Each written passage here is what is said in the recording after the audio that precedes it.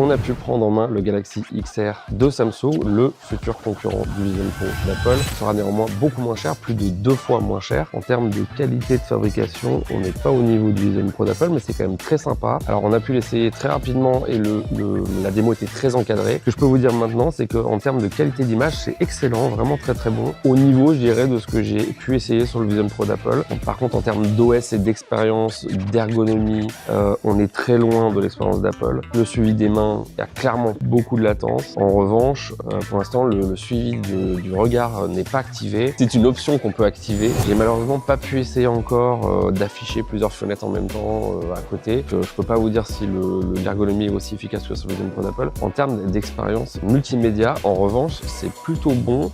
On a pu faire un essai avec des vidéos YouTube. La qualité est excellente. Il y a aussi la possibilité dans Google Photos de convertir toutes ces photos 2D dans les photos spatiales en 3D. C'est une option qui est assez intéressante, même si Apple le propose également. On a aussi pu faire une démo de Google Maps en version immersive. Là, je suis dans la vue Street View et je peux naviguer avec les mains, regarder autour de moi dans quelle direction je vais, comme si j'étais sur mon écran d'ordinateur. Maintenant, la grande question, c'est est-ce que ça sortira un jour en France? On sait toujours pas. Réponse dans quelques temps.